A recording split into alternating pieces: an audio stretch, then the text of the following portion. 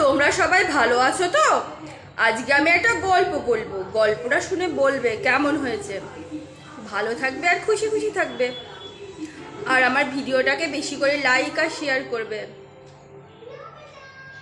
গল্পের নাম সততার ফল।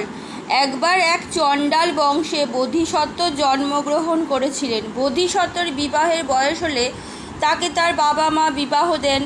এরপর বোধিসত্ত্বের বাবা ও মায়ের জীবনদ্বীপ হলো নির্বাপিত। বোধিসত্ত্বের স্ত্রী ছিল বেশ জেদি ও অভিমানী। একদিন বোধিসত্ত্বের স্ত্রী হঠাৎ তার কাছে আম খেতে চাইল।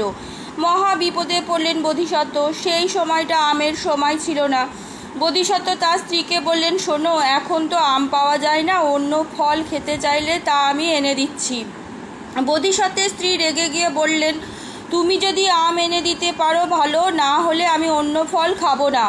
এই বলে সে বসে রইল মুখ ভার করে। বোধিসত্ত্ব আর কি করেন, কোনো উপায় না দেখে আম খুঁজতে বেরোলেন। এদিক ওদিক চারদিক খুঁজেও আম পেলেন না বোধিসত্ত্ব। মনে মনে ভাবলেন, বোধিসত্ত্ব, আম পাওয়া গেলে একমাত্র রাজার বাগানেই পাওয়া যেতে পারে। রাজার বাগানে এ গাছ ও গাছ খুঁজে আম পেলেন না বোধিসত্ত্ব। এদিকে রাত পেরিয়ে সকাল হলো, বোধিসত্ত্ব আম খুঁজে পেলেন না। বোধিসত্ত্ব ভাবতে লাগলেন, এখন যদি আম বাগান থেকে বেরোতে যাই তাহলে সকলে আমায় দেখে ফেলবে আর আমার অবস্থা হবে খুব শোচনীয়।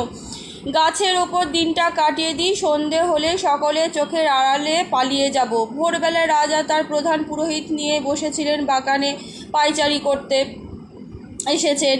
ঘুরতে ঘুরতে রাজা এসে বসলেন আম গাছের নিচে বাঁধানো সিমেন্টের বেদির ওপরে। পুরোহিত বসলেন নিচে। বোধিসত্ত্ব মনে মনে ভাবলেন, এ বড় অধম, এর প্রতিকার করা দরকার। গাছ থেকে নিচে নেমে চণ্ডালরূপী বোধিসত্ত্ব বললেন, আমায় ক্ষমা করুন মহারাজ, আমি আপনার বাগানে প্রবেশ করেছিলাম বিনা অনুমতিতে আম পাড়ার জন্য। আমি তো অধম কাজই করেছি, আপনিও কিন্তু পাপ করেছেন।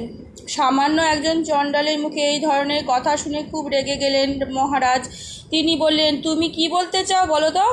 বোধিসত্ত্ব বললেন, আপনার গুরু বসে আছেন নিম্নাসনে আর আপনি বসেছেন উচ্চাসনে, আপনার তো খুব অধর্ম করছেন। রাজা নিজের ভুল বুঝতে পেরে বললেন, সত্যি তো আমি মহাপাপী। রাজা এবার বললেন, তোমার কি জাত? বোধিসত্ত্ব উত্তর দিলেন, চণ্ডাল। রাজা বললেন, তুমি যদি চণ্ডাল না হতে তাহলে আমি তোমায় এই রাজ্যের শাসনের জন্য বলতাম। এরপর তিনি বোধিসত্ত্বকে বললেন, যাই হোক,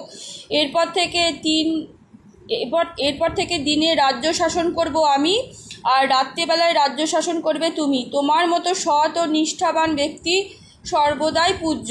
আজকের মতন গল্প এইটুকুনি। কেমন লাগলো জানাবে। ভালো থাকবে আর খুশি খুশি থাকবে।